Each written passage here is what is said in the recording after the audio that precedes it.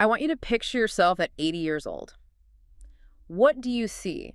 And, be honest. Do you see someone hiking, learning a new language, cracking jokes? Or do you see cognitive decline as this sort of inevitable tax? That's the nightmare scenario, isn't it? We kind of operate under this assumption that the brain is like a car engine. It's got a certain number of miles on it, and eventually the parts just wear out. It's just destiny. Yeah, a mechanical destiny. Right. But what if that whole premise is just fundamentally flawed? We are doing a deep dive today into a conversation with Dr. Tommy Wood, and he argues that we are looking at brain health completely backward. He really does. And Wood isn't just a theorist.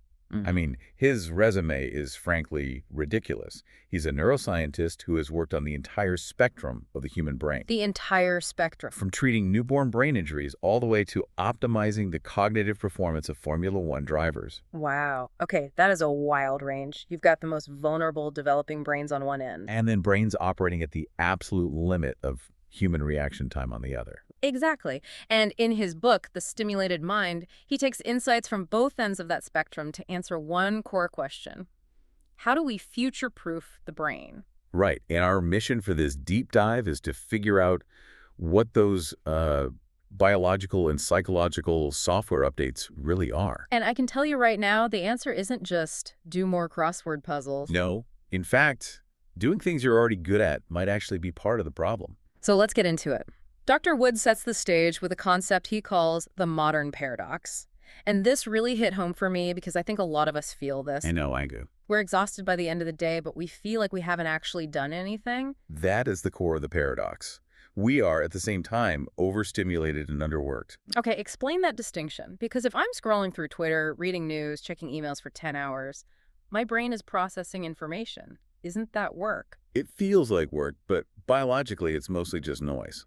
Wood argues that while our sensory inputs are at an all-time high, the flashing lights, notifications, infinite scrolling. All the pings. All the pings. Our actual cognitive load is at an all-time low. We aren't calculating. We're not really problem solving. We're just letting information wash over us. He used an acronym to explain why this nonsense input is so addictive, even if it's like nutritionally empty for the brain. PRIME. Right. PRIME. It stands for prestigious, in-group, moral, and emotional. Okay, let's unpack those. Well, think about human evolution. For thousands of years, to survive, you absolutely needed to know who was in charge. That's prestige. Right. You need to know who was in your tribe. That's in-group. You had to know who was breaking the rules. That's moral. And you had to pay attention to anything highly emotional. So these are basically hardwired survival triggers. Exactly. And social media algorithms are essentially weaponized versions of these triggers. They serve you content that hits every single one of those buttons.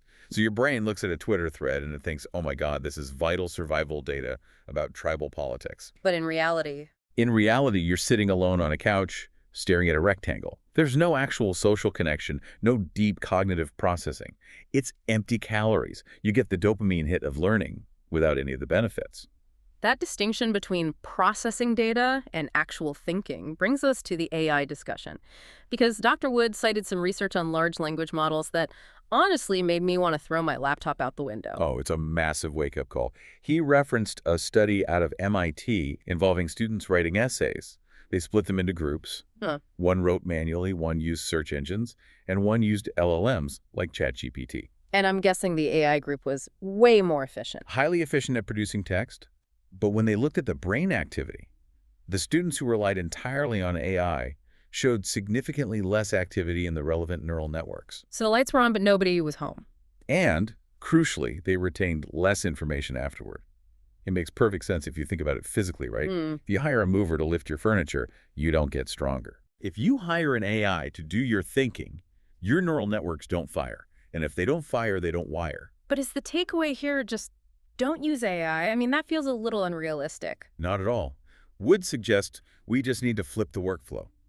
Most people use AI to generate the first draft, to avoid the pain of the blank page. Yeah, we skip the struggle. But the struggle is the whole point.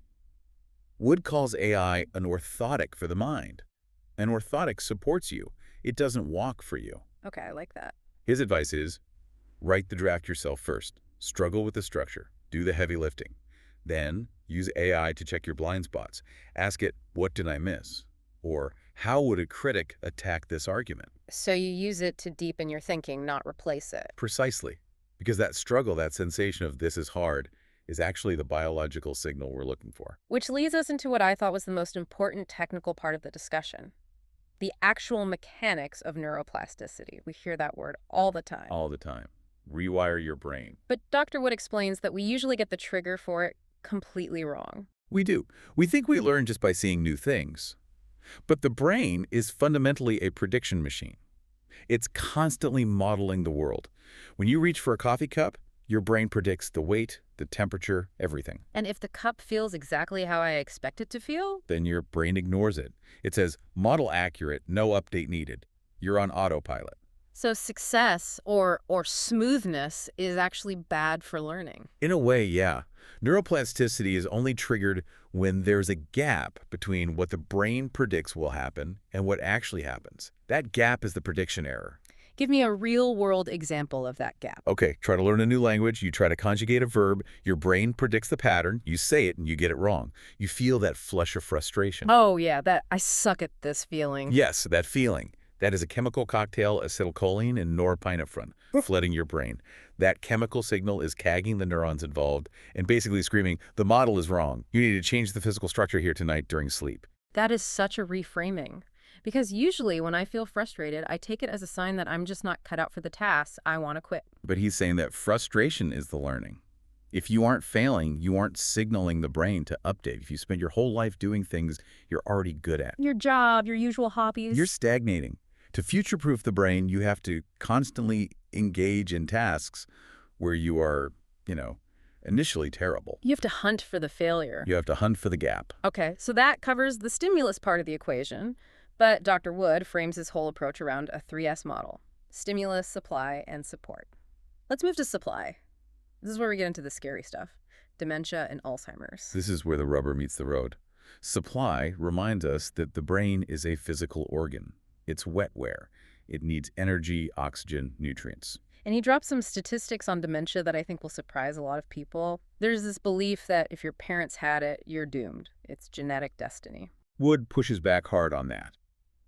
He clarifies that dementia is a clinical diagnosis of function loss, not a single disease. And when you look at the data, the purely genetic, early-onset Alzheimer's. The kind caused by a single gene mutation. That kind. It only accounts for about 1% of cases. 1%. So what explains the other 99? For the vast majority standard, Alzheimer's and vascular dementia, somewhere between 70 and 90% of the risk is tied to lifestyle and environment. That is a staggering number. It's a lot of responsibility, but it's also a lot of hope. Okay, but what about the APOE4 gene? I know people who've done those 23andMe tests, found out they have 2 copies, and they are terrified. And it's understandable, but Wood reframes APOE4 as a risk multiplier, not a death sentence. What's the difference? The gene essentially amplifies inflammation. So if you live a lifestyle that generates a lot of inflammation, poor diet, sedentary, alcohol, bad sleep, the gene takes that damage and multiplies it. But if you don't have the inflammation... There's nothing to multiply. Exactly. You have a smaller margin for error than someone else, but you are not destined to get sick. And this brings us to his headroom concept, which connects supply to longevity. I love the squat analogy here. It's the best way to visualize it. Yeah. Think about your leg strength. To get up off the toilet, you need a certain baseline amount of strength. Let's call that your functional threshold. Okay. If your muscles are only just strong enough to do that, you're in a dangerous spot. Because if you get the flu and lose 5% of your muscle mass... You're stuck. You lose your independence. Right. But if you train to squat 300 pounds, you have massive headroom. You have a buffer. You can get sick, stay in bed for a month, atrophy a bit, and you are still way above the threshold for daily function. And the brain works the same way. That's his argument.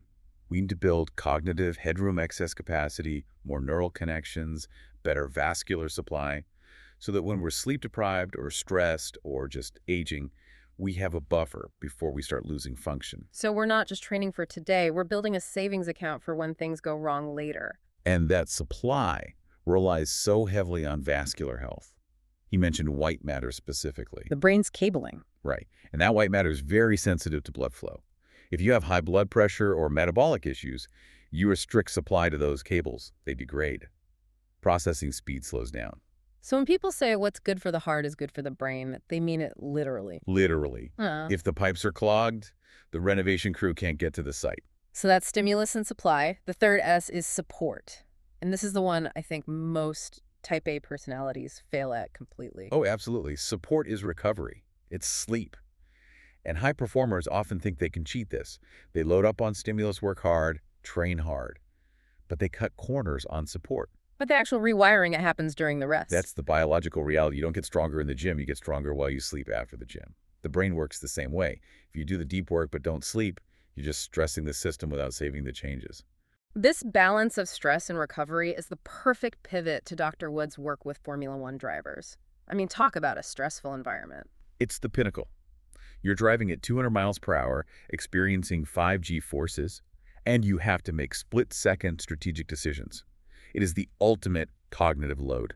And what I found fascinating is that for these guys, the goal isn't more stimulation. No, they're already redlining. Yeah. For them, the entire game is arousal control. Well, Wood talks about the Yerkes-Dodson curve. which is that bell curve of performance. Correct. On the far left, you're bored, low energy, performance is low. On the far right, you're panicked, hyper-anxious, heart rate is 180, performance is also low, you make mistakes. And that peak is right in the middle, alert, engaged, but not overwhelmed. Exactly. And they use very specific physiological tools to stay there. If they're too low, they do warm-up sprints. If they're too high, they use breath work. But the temperature protocol was the most interesting detail for me. The cold plunge. You can't have a health conversation these days without someone telling you to jump in a freezer. But Wood actually warned against going too cold. He did. We tend to think colder is better. But he says if you are shivering and your teeth are chattering, your body's entering a survival panic state. And that actually shuts down cognitive function. You get brain fog. So for the brain, you want cool, not frozen. Yeah, he suggests around 60 degrees Fahrenheit, that's 15 Celsius, for 20 minutes. It's cool enough to wake up the system and improve endurance, but not so cold that you panic the brain. That is actually much more achievable than an ice bath. I can do a chilly pool. It's sustainable. And speaking of sustainable, we have to talk about his travel protocols. Oh. I mean, F1 drivers change time zones constantly. And jet lag is a cognitive killer. For sure. The biggest takeaway here was about food. We know light resets the body clock, but so does the liver. He says if you eat a full meal when your body thinks it's 3 a.m., you're just confusing all your internal clocks. So the strategy is simply stop eating. On the plane. Often. Yes. Fasting during the flight prevents that confusion. Yeah. But the arrival protocol is the one that sounded brutal to me. Is this the gym thing? Yes. He says when they land, even if they're exhausted, they often hit the gym for a heavy session. Immediately. That sounds miserable. You just flew 12 hours, you want to sleep, and he says go lift weights. It sounds awful, but biologically it works. Intense exercise signals to the body, hey, we are awake, it is daytime, we are hunting. It forces the circadian rhythm to jump forward. Wow. Land, drop the bags, hit the weights. I'll keep that in mind, though. I can't promise I'll enjoy it. It's not about enjoyment, it's about performance. Fair enough. Let's shift gears one last time. We've covered the biology, the structure, the F1 hacks, but there's a psychological component to longevity that Dr. Wood touched on, and it completely contradicts the killer instinct narrative. Right. We assume that to be the best, you have to be a brutal self-critic, that you have to hate losing so much that you just beat yourself up over every mistake. Yeah. But he says the data actually points the other way. Self-compassion. Self-compassion. The most resilient athletes practice it religiously. But doesn't that make you soft? Like, oh, it's okay, I missed the shot. Well, think of it as efficiency. He dropped a stat about Roger Federer that blew my mind. In his career, Federer won only 54% of the points he played. 54%. That means arguably the greatest tennis player of all time failed almost half the time he swung the racket. Nearly every other point was a failure.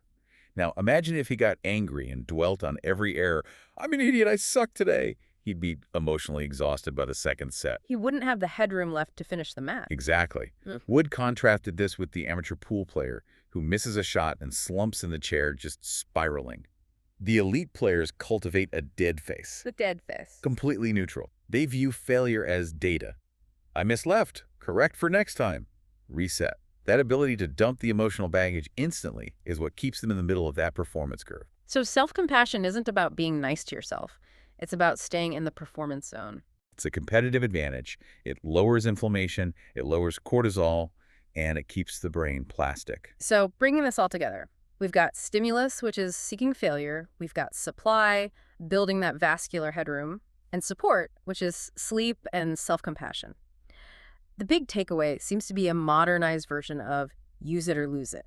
It really is. Wood references the Seattle longitudinal study, which followed people for decades. And the results were so clear. Cognitive decline is not inevitable. We aren't just waiting for the lights to dim. No. There were people in their 80s maintaining the same cognitive function they had in their 40s because they continued to live like professional learners. They just kept installing those software updates. As we wrap up, there was one final kind of provocative thought Dr. Wood left us with. It brings us back to social media, but from a different angle. Social rank stress. This is a heavy one to end on.